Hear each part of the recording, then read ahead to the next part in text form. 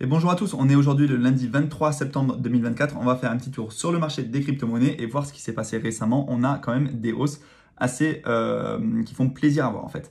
Sur Bitcoin, on est remonté aux 63 000 dollars. Si on regarde un petit peu sur les derniers jours, allez sur les 7 derniers jours, on voit quand même qu'on a eu une augmentation entre les 57 000 dollars et les 63 000 dollars.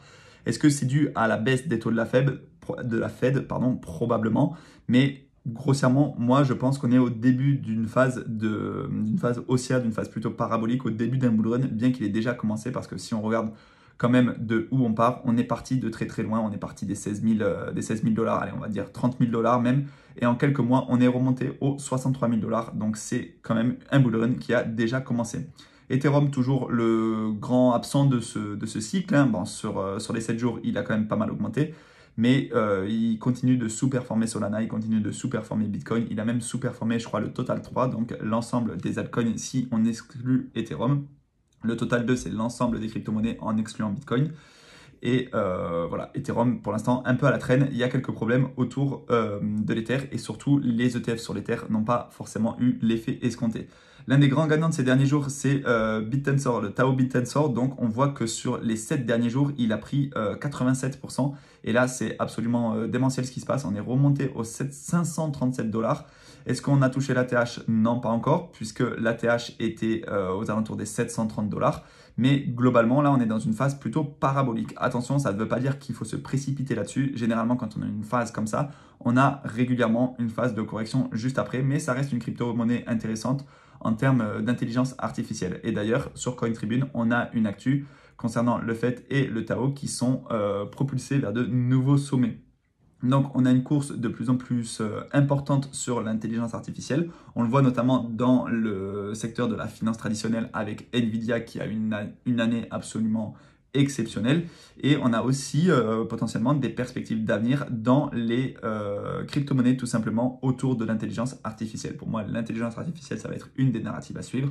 On a aussi les real world assets, on a aussi le DePIN. Enfin, on a plusieurs narratives qu'il faut réussir à identifier pour réussir à se placer tout simplement dessus. Si vous voulez voir tout simplement sur CoinMarketCap, normalement, si je ne dis pas de bêtises, voilà, il y a les catégories.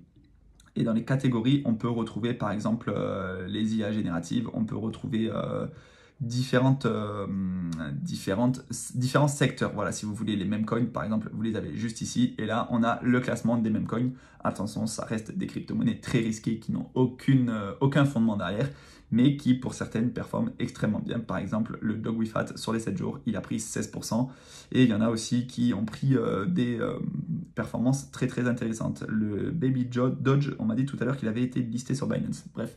Voilà, il va se passer des choses autour des mêmes coins, mais ça reste des investissements très risqués. On fait un petit tour sur Twitter, tout simplement pour vous montrer que MicroStrategy a surperformé toutes les entreprises du S&P 500 et notamment les 7 magnifiques. Donc quand on parle des 7 magnifiques, on parle des GAFA, mais aussi de deux nouvelles maintenant de Tesla et de Nvidia. Donc de Microsoft, de Apple, de Meta, de Alphabet, de Amazon, mais aussi Tesla et Nvidia.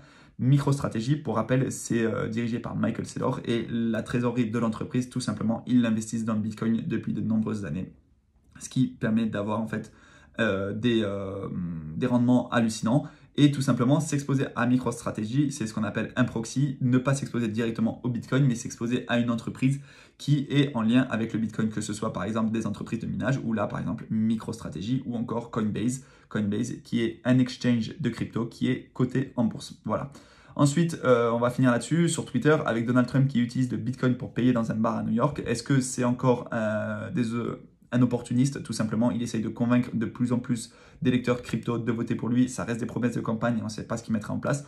Ou est-ce que vraiment il va faire en sorte de démocratiser et de développer les cryptos le plus possible aux États-Unis? Et forcément, ça aura des conséquences dans le reste du monde.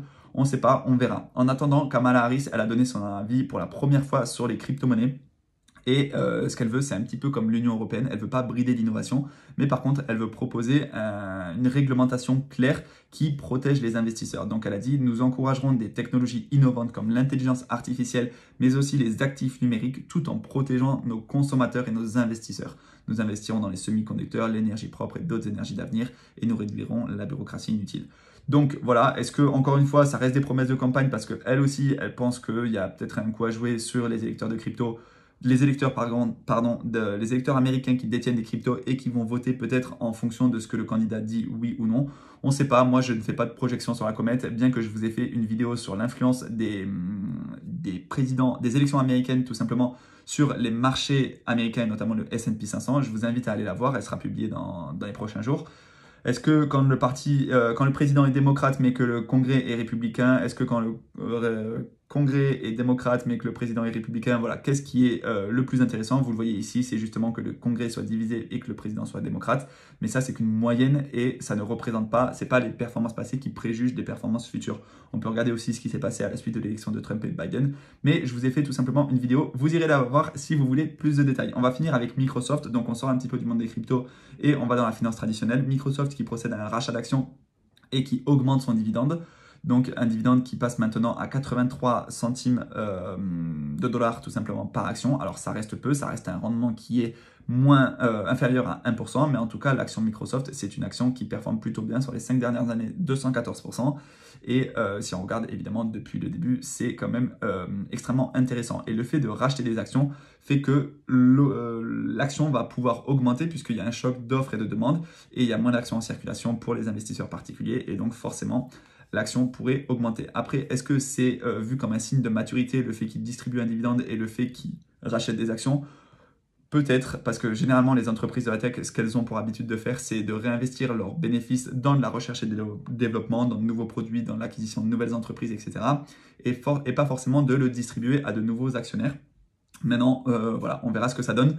Dites-moi, selon vous, si c'est plus intéressant qu'une entreprise rachète des actions, qu'une entreprise augmente son dividende, ou alors qu'une entreprise réinvestisse dans sa boîte, tout simplement pour faire de la recherche et développement, comme on a évoqué, et viser en fait une désirabilité et plus long terme. Voilà. Dites-moi, selon vous, quelle est la meilleure stratégie et est-ce que vous pensez vraiment que les élections américaines vont avoir un impact sur le marché des crypto-monnaies? Dites-le moi en commentaire parce que ça m'intéresse. On voit que globalement, sur le S&P 500, il y a plein d'autres choses à prendre en compte et ça a un impact, mais je pense aussi que le contexte macroéconomique, est-ce qu'on est en récession, est-ce qu'on est en période de croissance, est-ce que la Fed a baissé ses taux, etc. Ça aussi, ça a énormément d'impact.